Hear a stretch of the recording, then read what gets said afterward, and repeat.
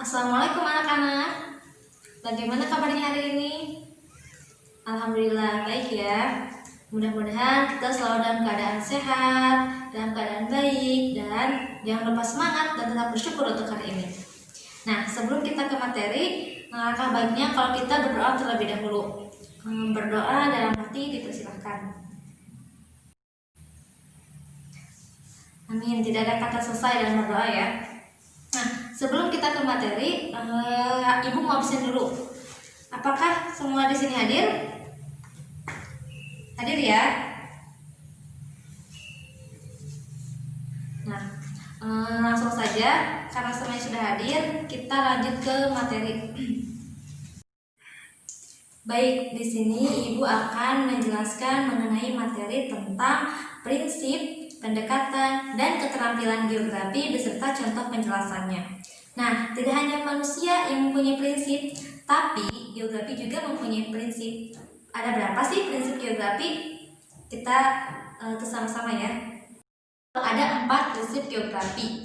Yang pertama ada distribusi, yang kedua ada interrelasi, yang ketiga ada deskripsi, dan yang keempat ada kronologi.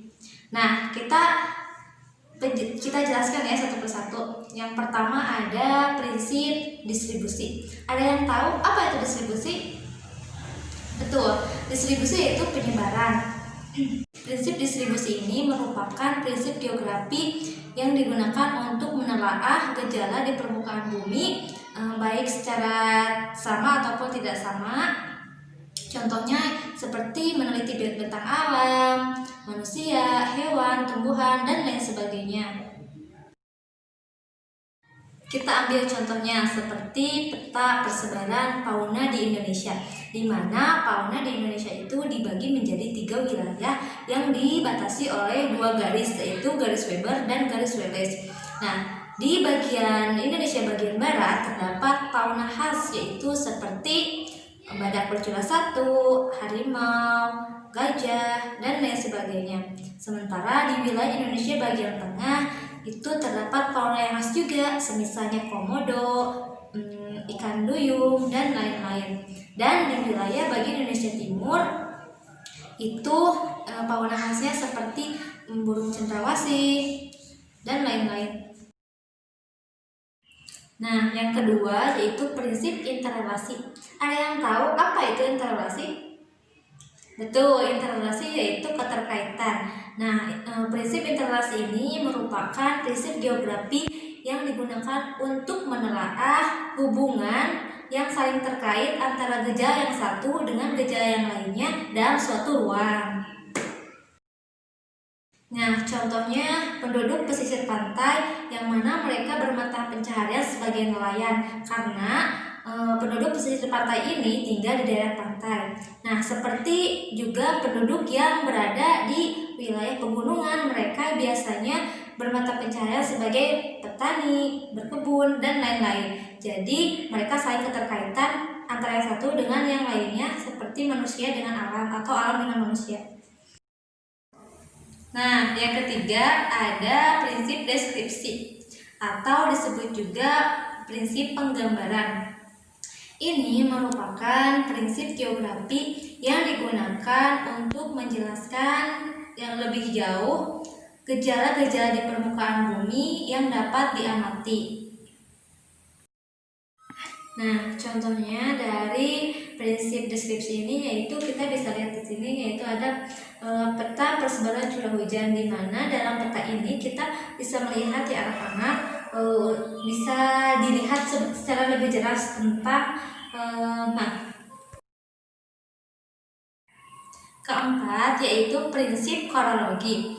Nah, prinsip kronologi ini merupakan prinsip yang komprehensif di mana bisa menggabungkan dari ketiga prinsip-prinsip yang tadi seperti yakni prinsip distribusi, prinsip interrelasi, dan prinsip deskripsi.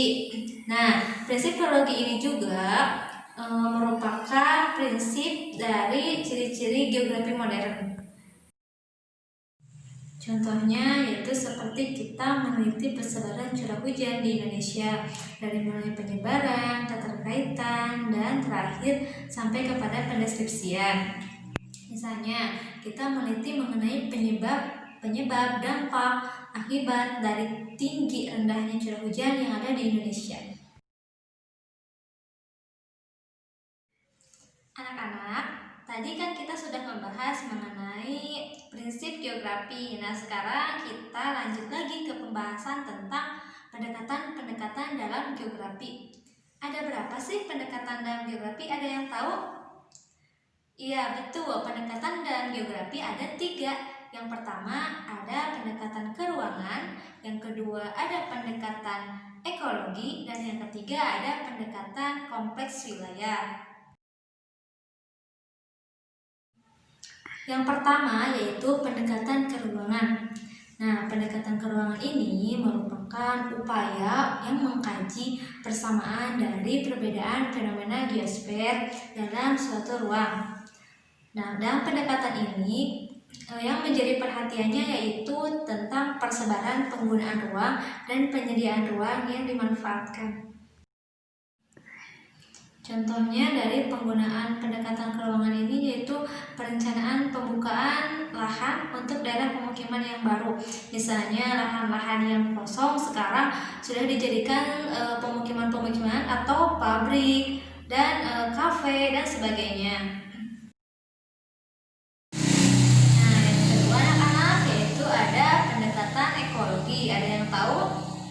Iya, ekologi yaitu kelingkunganan. Nah, di mana pendekatan kelingkunganan ini adalah pendekatan dalam mengkaji fenomena geosfer yang terkhusus kepada interaksi antara organisme hidup dan lingkungannya, termasuk pada organisme hidup yang lain. Nah, dalam organisme hidup ini, manusia menjadi salah satu komponen penting dalam proses interaksi. Contoh dari pendekatan ekologi ini yaitu manusia yang membutuhkan alam. Misalnya manusia sebagai petani membutuhkan lahan untuk pertanian, ataupun manusia yang bermata pencaharian sebagai nelayan yang membutuhkan ikan di laut untuk didagangkan. Yang ketiga ada pendekatan kompleks wilayah. Nah, pendekatan kompleks wilayah ini yaitu merupakan pendekatan yang mengkaji fenomena geografi yang terjadi di setiap daerah yang berbeda-beda. Contohnya, misalnya beras di daerah A lebih maju daripada beras di daerah B. Nah, namun di daerah B ini tehnya itu lebih maju daripada di daerah A. Nah, jadi keduanya itu saling mempunyai keunggulan masing-masing antar daerahnya masing-masing.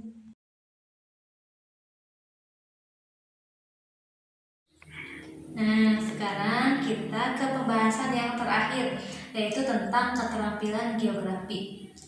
Kita belajar di geografi tentunya harus mempunyai keterampilan untuk menunjang hasil ilmu kita dan menerapkan supaya bisa bermanfaat untuk kita ataupun orang lain. Nah, ada beberapa keterampilan geografi. Yang pertama yaitu observasi.